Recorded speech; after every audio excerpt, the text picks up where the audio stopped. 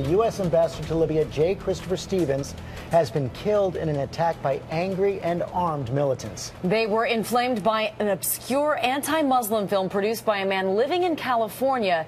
That film just now surfacing in the Arab world, the filmmaker now in hiding. So who are the Americans behind this story that is developing right now? And we've got full team coverage tracking it. ABC's Jake Tapper at the White House. Our global affairs anchor, Christian Amanpour, has just returned from the region right here.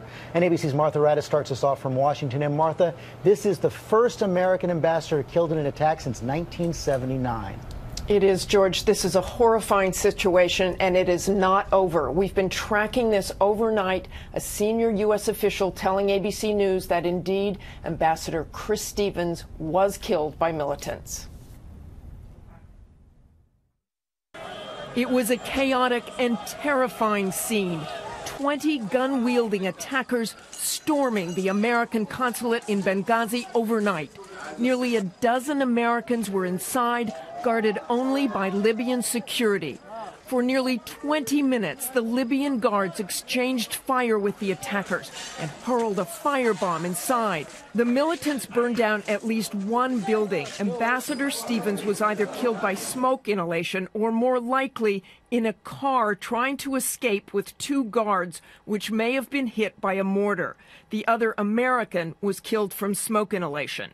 Ambassador Stevens is a long-serving diplomat, widely respected and passionate about Libya. He was there during the revolution, serving as the American representative to the Transitional National Council. Earlier in the day Tuesday, protesters breached the walls of the U.S. Embassy in Cairo, tearing down the American flag and ripping it to shreds, raising a black flag reading, "There is no God but Allah." By nightfall, the demonstration included thousands. U.S. officials fear both incidents are a response to this low-budget, anti-Muslim film. It's so controversial in the Middle East, ABC News is not showing it. The movie was produced in the U.S. by an Israeli filmmaker who said he intended the film to be provocative and said Islam is a cancer. What they wanted to do is really make Muslims mad, and it seems like that occurred. We'll find out if it spreads to other cities around the world. Muslims say it insults the Prophet Muhammad, depicting him as a fraud and womanizer. Many blame America for the film.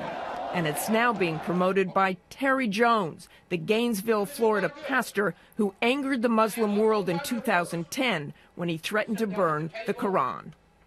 The U.S. is evacuating all Americans working with the State Department from Benghazi, and the U.S. is also bracing for more attacks in the Middle East, considering this an extremely dangerous situation there right now, George. All from a film, Martha, that's been shown in full only once, I believe, in Hollywood, but that trailer on YouTube all around the world. It is spread all around the world, and that is why the U.S. is so nervous about this. Okay, Martha Radis, thanks. Let's go to Jake Tapper at the White House. The president following this all night as well.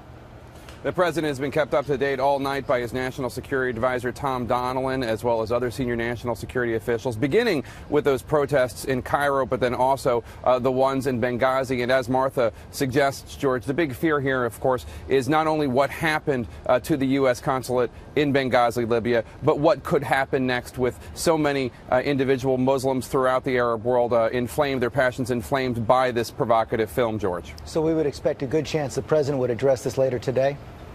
We expect the president will address this within the next couple hours. Right now, there are all sorts of notifications that have to take place at the U.S. State Department. The White House is ready to put out a statement on this as soon as all those notifications have taken place. We're not sure yet whether or not President Obama will address this on camera or not. Stay tuned, George.